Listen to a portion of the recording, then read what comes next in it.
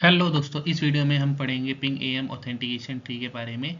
और साथ ही साथ हम क्रिएट करेंगे एक लॉगिन पेज ताकि हम इसके एक्सेस कैसे काम करते हैं, डिनाई कैसे करते हैं और इससे रिलेटेड इन्फॉर्मेशन देंगे। डिस्क्लेमर: ये वीडियो सिर्फ एजुकेशन एंड इन्फॉर्मेशन पर्पज़ के लिए बनाई जा रही है। इसमें यूज़ का सॉफ्टवेयर एप्लीकेशन और ट्रेडमार्क उसकी रिस्पेक्टिव कंपनी के हैं। हम किसी भी तरीके का ओनरशिप क्लेम नहीं करते। अगर आप हमारी वीडियो देख के कोई भी एक्शन ले रहे हो तो मेक श्योर कि आप उसका फुल बैकअप ले लो।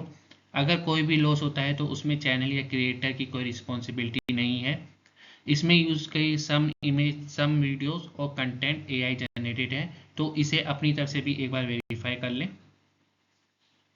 हेलो दोस्तों, इस वीडियो में हम देखेंगे ऑथराइजेशन ट्री के बारे में। तो देखो, ये जैसे मेरा एडमिन पेज है, इसमें रिल्म है।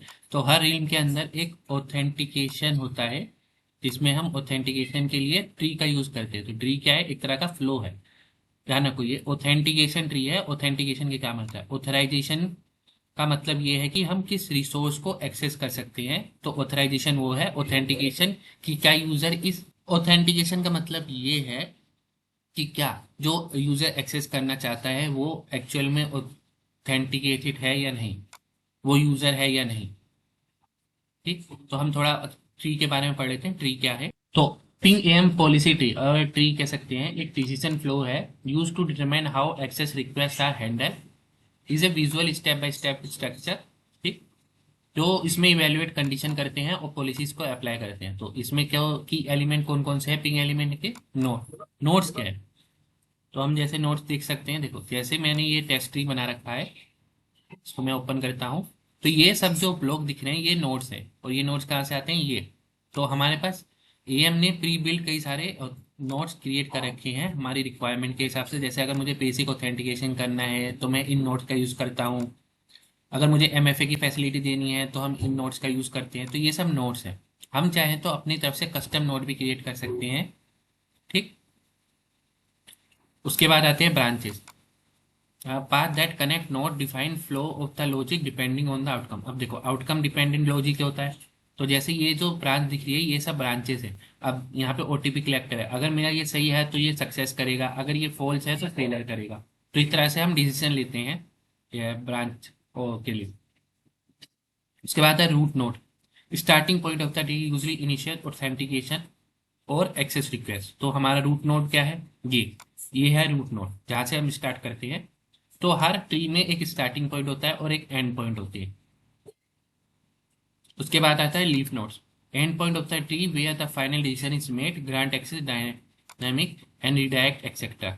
सो ये जैसे हमारा एंड पॉइंट है तो ये डिसीजन लेता है फाइनल नोड्स के लिए। हाउ ट्री वर्क, तो जैसे हम देते हैं, जैसे request enter the tree, start at the root node, condition are evaluate, is use है इन फाइनेंस ग्रुप। और इस तरह से हम इवेल्युएट करते हैं। अभी मैं आपको एक ट्री बना के दिखाता हूँ जिसके थ्रू आप चेक कर सकते हो। तो अब हम ट्री कैसे क्रिएट करते हैं अब वो सीखते हैं। देखो, मैं क्या ऑथेंटिकेशन ट्री में यहाँ पे हमने क्रिएट ट्री क्रिएट किया, उसका मैंने नाम दे दिया। क्या दे दूँ मैं? एक टेस्ट, टेस्ट करके दे दिया मैंने, क्रिएट किया। तो अब देखो, जैसे मैंने बताया था कि स्टार्ट और स्टॉप आएगा, उसके बाद सक्सेस। अब इसमें देखो, यहाँ पे हमारा जो स्टार्ट का है ये एक नोड है, ये सक्सेसफुल है, ये एक तरह से एक नोड है। तो हम स्टार्ट से स्टार्ट करेंगे। तो ये जो है हमारा बैकग्राउंड है, इसमें हमारे को ये मिलता है ऑटो लेआउट, ताकि ये एक स्ट्रेट लाइन में आ जाए। जैसे अगर मैं इसको क्लिक करता हूँ तो देखो ऑटोमेटिकली हमारा स्ट्रेट हो जाता है। ये टॉगल फुल स्क्रीन के लिए है। और अगर कोई नोट हमें डिलीट करना हो तो हम यहाँ से इसको डिलीट कर सकते हैं। ठीक, तो अब मैं बताऊँगा कैसे हम एक लॉगिन ट्री क्रिएट करते हैं कस्टमर रिल्म में, ताकि कस्टमर रिल्म के जो यूज़र हैं वो इसको एक्सेस कर सके। तो हम कैसे बनाएंगे? तो मैं देखो ऐसे ही, देखो जब हम एएम लॉगिन करते हैं तो हमें कैसे लॉगिन स्क्रीन आता है। तो देखो, हम जब लॉगिन करने के लिए आता है तो वेब पेज ऐसा आता है हमारा, जिसमें हमारा एक यूज़र नेम आता है, पासवर्ड आता है। तो ये यूज़र नेम पासवर्ड कौन से नोड है हमारे? तो ये नोड है हमारे पासवर्ड कलेक्टर नोड और यूज़र कलेक्टर नोड। ठीक, तो इस तरीके से यहाँ पे हम सेट करते हैं। तो इसको कैसे सेट करते हैं वो मैं अभी बाद में दिखाऊंगा। पहले हम दिखाते हैं कि ये कैसे काम करता है। तो देखो, हमने स्टार्ट से किया यूज़र कलेक्टर नोड, मतलब हमारा ट्री यहाँ से स्टार्ट होगा। तो सबसे पहले वो क्या मांगेगा हमसे? यूज़र नेम मांगेगा।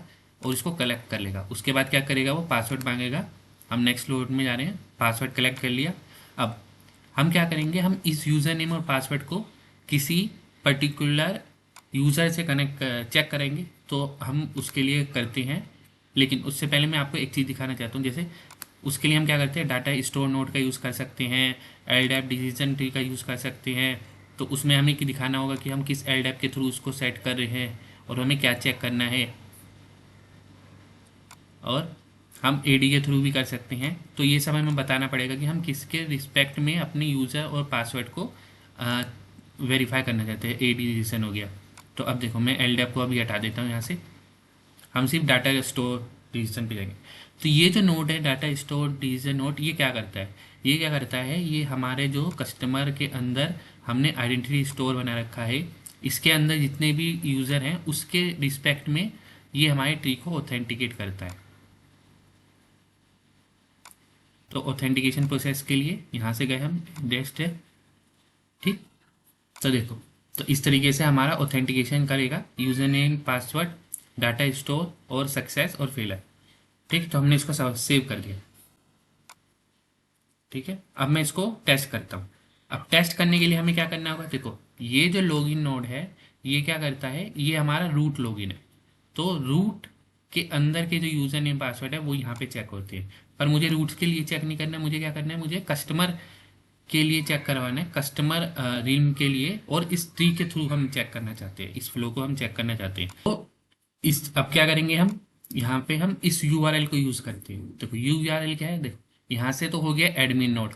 अब मैं बता रहा हूँ स्पेशली कि मेरे को किस रिल्म के अगेंस्ट इसको ऑथेंटिकेट करना है। तो मेरा रिल्म है कस्टमर रिल्म। तो अब देखो, तो हम एक इन प्राइवेट मोड में ओपन करते हैं इंकॉग्निटो। मैंने अपने यूआरएल पेस्ट किया। अब देखो यहाँ पे यूआरएल में क्या है कि रिल्म मेरा कस्टमर है, एंड सर्विस मेरी टेस्ट है। मतलब ये बता रहा हूँ मैं जो।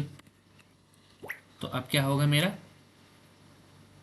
तो लॉगिन हो गया। देखो यहाँ पे क्या आया, यूज़र नेम। पहले क्या आ रहा था, यूज़र नेम और पासवर्ड, क्योंकि हमने इस तरह से लेआउट चेंज कर दिया, ठीक। अब हम पहले जो है यूज़र नेम का दिखा रहे हैं, फिर पासवर्ड आएगा, उसके बाद वो डिसीजन लेगा और हमें लॉगिन और लॉग आउट कर देगा। तो सबसे पहले मैं अपने यूज़र नेम डाल रहा हूँ टेस्ट 1 2 3। और या मैं आपको बताता हूँ कि इसमें क्या करते हैं। देखो जैसे मैंने अपना एक यूज़र नेम डाला जो मेरा इसमें है ही नहीं, QWERTY ऐसे मैंने डाल दिया, लॉगिन। अब ये पासवर्ड ले रहा है, ठीक। इसमें भी मैंने ऐसे ही कोई रैंडम पासवर्ड डाला, लॉगिन। क्या हुआ, लॉगिन फेल। क्यों, क्योंकि मेरा तो यूज़र एग्जिस्ट ही नहीं करता इसमें। अब दूसरा है कि मैं अपना यूज़र डाल रहा हूँ 1 2 3, ये मेरा यूज़र इसमें एग्जिस्ट करता है। मैं पासवर्ड डाला, चलिए 1 2 3।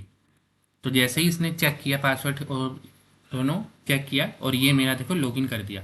तो इसने इस यूज़र के लिए इसको मुझे डेस्कटॉप को लॉगिन कर दिया है, ठीक। तो इस तरीके से हम अपना लॉगिन पेज क्रिएट करते हैं। अब दूसरा तरीका मैं बताता हूँ। जैसे अभी देखो मैंने तो ये अलग अलग रखा है, तो अलग अलग है, लेकिन मुझे क्या चाहिए, अगर मुझे एक ही पेज में चाहिए तो हम क्या करते हैं, पेज नोट का यूज़ करते हैं। पेज नोट ये क्या करता है, इसको अगर मैं कर दूं इसके अंदर और ये दूसरा भी इसी के अंदर,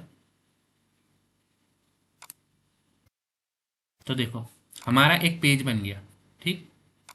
और ये क्या करेगा, इसको मैं यहाँ से स्टार्ट करता हूँ। सेम चीज़, मैं कुछ नहीं कर रहा, मैं इसको सेव करता हूँ, ठीक। तो अब क्या हुआ, सेम चीज़ वही हो रही है मेरी, बस मैंने क्या पेज नोट कर दिया। तो अब पेज नोट से क्या होगा, जहाँ मुझे अलग अलग यूज़र नेम पासवर्ड आ रहे थे, अब क्या होगा, मेरे को एक ही यूज़र नेम पासवर्ड में ये आ जाएगा। तो मैं कंटिन्यू, अब देखो यहाँ देखो एक ही यूज़र नेम पासवर्ड में आ गया, सेम, बस कस्टमर लोग और ट्री टेस्ट है मेरी। तो मैंने सिर्फ डाला टेस्ट 1 2 3, टेस्ट @1 2 3। तो देखो सेम वो मुझे उसी प्रोफाइल पे ले आया, ठीक। तो इस तरीके से हम अपने जो लॉगिन ट्री है उसको चेंज कर सकते हैं और यूज़र को प्रोवाइड कर सकते हैं। जैसे कई बार जो क्लाइंट होता है, मान लो जो कस्टमर है, कंपनी है, वो कहती है मुझे अलग फ्लो चाहिए। जैसे मुझे चाहिए मल्टी फैक्टर ऑथेंटिकेशन भी दे दो मुझे। बेसिक ऑथेंटिकेशन हो गया, मल्टी फैक्टर ऑथेंटिकेशन भी चाहिए कि मुझे डिवाइस बाइंडिंग चाहिए, इस तरीके से ओटीपी चाहिए, ओटीपी कलेक्शन। और तो हम इसको अभी आपको दिखाते हैं कि हर नोड को कैसे यूज़ करते हैं।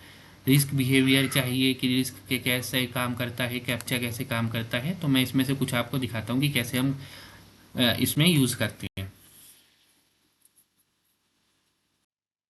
अगर आपको ये वीडियो अच्छी लगे तो मेरे चैनल को लर्न विद एग्जामिनर को लाइक करें, शेयर करें, सब्सक्राइब करें। Thank you.